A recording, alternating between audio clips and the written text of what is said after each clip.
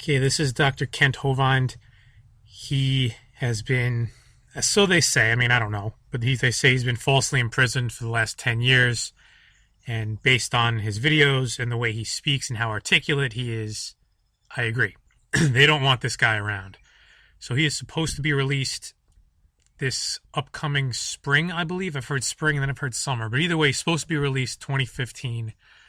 And they're trying to trump up some more charges against him to keep him in jail. But that's not really the point of this video. I'm going to play a 2.5-minute clip or so about, he goes into the Masons, and then I want, towards the end of the video, pay specific attention to what he does for the universal symbol for distress.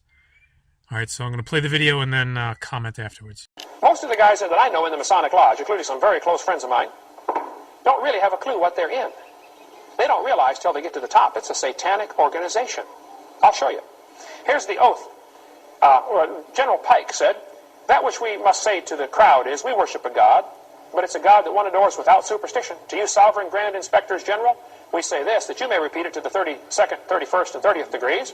The Masonic religion should be by all of us initiates of the higher degrees, maintained in the purity of the Luciferian doctrine. Yes, Lucifer is God." When the Mason learns that the key to the warrior on the block is the proper application of the dynamo of living power, he has learned the mystery of his craft. The seething energies of Lucifer are in his hands. And before he may step onward and upward, he must prove his ability to properly handle energy.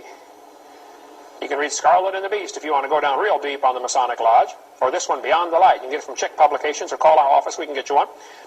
The Bible says we're not supposed to swear at all. Right? Have you read the Masonic oath that they swear? This is just the first one. They go through many oaths in this process. They say, "I," to put their name in there, "do hereby swear that I will always conceal and never reveal any of the secrets of Freemasonry to any person. If I do, I consent to having my throat cut from ear to ear, my tongue torn out by the roots, my body buried in the sands of the sea at low water mark." Can you imagine Jesus saying something like that? Have we gone nuts? The Bible says, swear not at all. Get out of that club. Just quit, okay?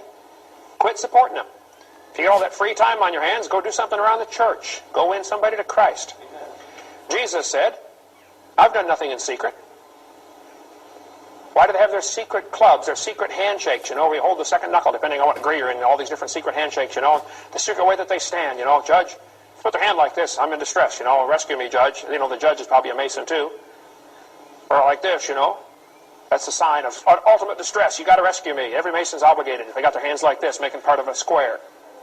Joseph Smith, the leader of the Mormon church, when he was being shot outside the Carthage jail, did like this, hoping there were some Masons in the crowd. There's your proof that Ferguson and the whole hands up, don't shoot thing, it's a Masonic initiation, ritual, something like that. The same way the Ice Bucket Challenge was a ritual, hands up is a ritual. There it is, right there. All right, so I know I'm going to get some questions. No, I'm not a creationist. No, I'm not an evolutionist. I'm not really an ist of anything. I'm my own person who uses my own brain.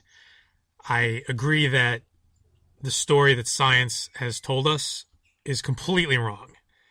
I lean more towards the electric universe than I do relativity and all that kind of stuff. I'm pretty sure that everything that is in the textbook these days is wrong. Intentionally wrong. So I will link to this entire video. This is just kind of like an aside here. The whole thing is about how to take down the New World Order. He goes in, I think, 12 steps. 12 things that we can do every day to try to defeat the New World Order. And he started out with this informative piece on the Masons, and then when he put his hands up like this, I just couldn't believe it.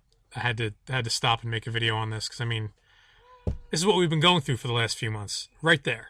Hands up, hands up. I'm in distress.